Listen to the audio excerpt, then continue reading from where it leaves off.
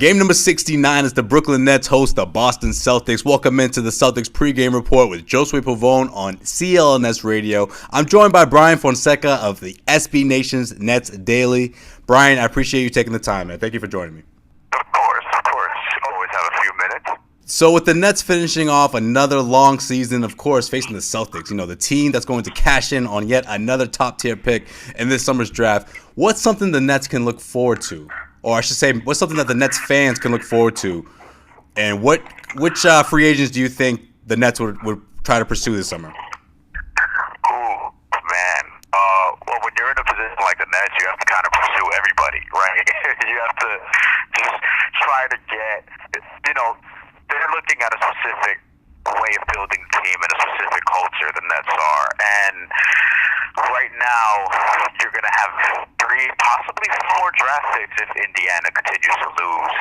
So that's something to look forward to. And also in terms of free agency, you're really just looking at guys preferably younger. You've heard things about Otto Porter perhaps, although I'm not sure how likely that is because there's going to be a lot of teams throwing money at him and he's restricted. But you have to shoot your shot. You have to shoot your shot at guys like Otto Porter and, whoever else is available in free agency.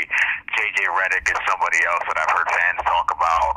I'm not really sure if you want to get that kind of veteran on the team, but you really just have to go out, shoot your shot, and actually Sean Marks is overseas right now.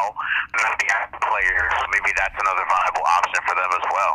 What's been a positive takeaway from the season? Give me a Brooklyn silver lining, so to speak. You've seen the development of some of the young players. Like, obviously, you've expected to see Karis LeVert at some point, and right now he's exactly what they're waiting for. He's flashing his potential. Looks like he can be a really, really good player. Just has to stay healthy because he's got some injury history there. Isaiah Whitehead got a lot more experience than initially thought because of Jeremy Lin's injury. And you also have Spencer Dinwiddie, who wasn't even in the fold until December. They got rid of Yogi Ferrell. Yogi Ferrell had a little injury. They brought in Spencer, a 6'6" point guard, which you don't see every day, nowadays at least.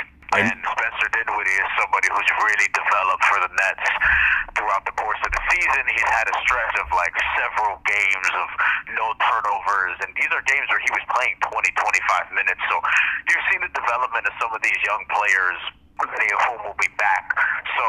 And you've also seen the rise of Brook Lopez's three-point shooting, which unexpected until this season. So, you've seen some good things, but it's been a tough season for sure.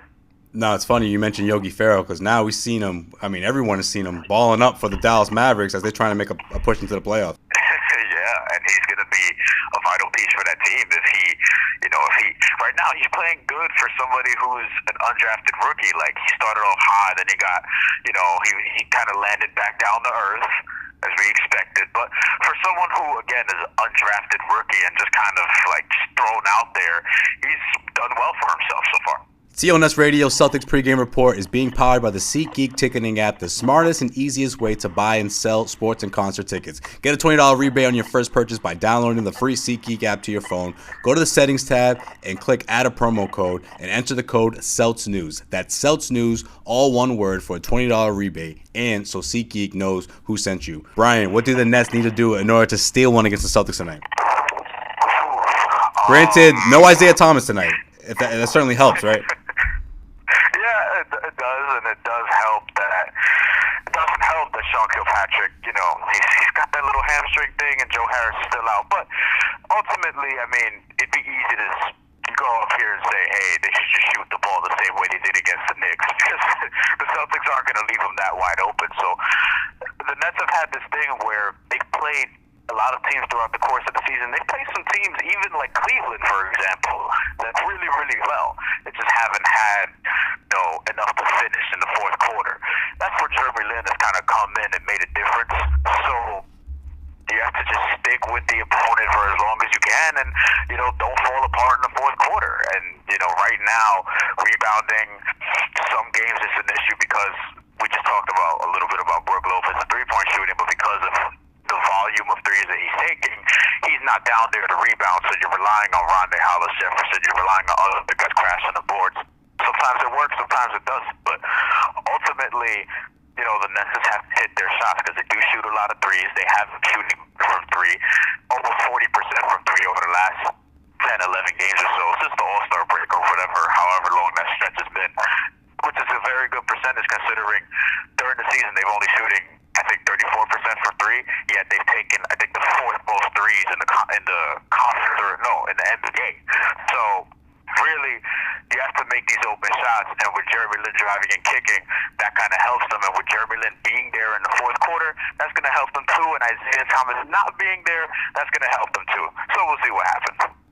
That's funny you bring up Hollis Jefferson, man. I think this guy is very talented. I mean, this dude can ball up when he wants to. He's just very inconsistent, but there are performances that he puts together where you're sort of taken back and say to yourself, this guy could be someone someday. What do you think about him? Right. He's actually one of my favorite guys to watch. I think pretty highly of him. And I know that they did get, you know, interest at the trade deadline, so it's nice to see them hold on to him. But for Rondae Hollis Jefferson, you got to remember, like, this is also his first full season. Last year struggled from injury, and, you know, it was kind of up and down. And this season, we've seen a bit of an evolution to his game as far as offensively. Yeah, he's only averaging about 8 points per game, but we've seen him lately score more double figures more consistently, starting at the 4 now as an undersized power forward. Benny Atkinson said to me when I asked him in practice not that long ago, he's like, I love this guy at the 4, you know, like, I don't want to compare him to a Draymond Green level power forward, undersized power forward, but I mean, you know, that's kind of where the league is going. So he really likes him down there. And Trevor Booker coming off the bench is still giving you almost double-double every night. So I think Rondae at power forward is helping his growth and kind of masking that he doesn't have that perimeter shot yet consistently. And he's put up some good games, some good power forwards. He played Porzingis well the 2 times that he's played against some other guys. So, you know, he's got a lot of talent, and he's been able to showcase that from the 3 and from the 4 this season. All right, prediction time, Bryan. Who wins tonight? I just, you know what I mean? Like, like Isaiah Thomas or not, I mean, I feel like Boston still has I wouldn't be surprised if the Nets won, though, but, you know, I just think Boston think highly of their team and what they're doing there. And I think even without Isaiah Thomas, you still have Avery Bradley, you still have Jay Crowder, you still have Marcus Smart, who could potentially, you know, get more minutes and have a big game. Al Horford is obviously still there. Like, Boston still has enough firepower. Most definitely. All right, he is Bryan Fonseca of SB Nation's Nets Daily. You can follow him on Twitter at Bryan Fonseca NY. That's Bryan with a Y, FONSECANY. Bryan, I appreciate it, man. This was fun. Yeah, absolutely. We'll talk again soon. All right, well, that's going to do it for this edition of the Celtics pregame report. I want to thank Bryan once again for joining me, and of course to everyone who tuned into yet another pregame report. Make sure you tune into tonight's postgame show that will air immediately following tonight's game on clnsradio.com. Call in toll free at 347-215-7771 to join the show, or just like this show, you can listen to it on demand anytime, any place, anywhere on the CLNS Radio mobile app. Be sure to tune into Celtics Beat with Larry H. Russell on Sunday to get yourself ready for Sunday's game against the 76ers. Weekday shows air on the Celtics Newsfeed channel on iTunes, Stitcher, and the CLNS Radio mobile app. For today's Boston Celtics pregame report with Josue Pavone, this is Josue Pavone signing off.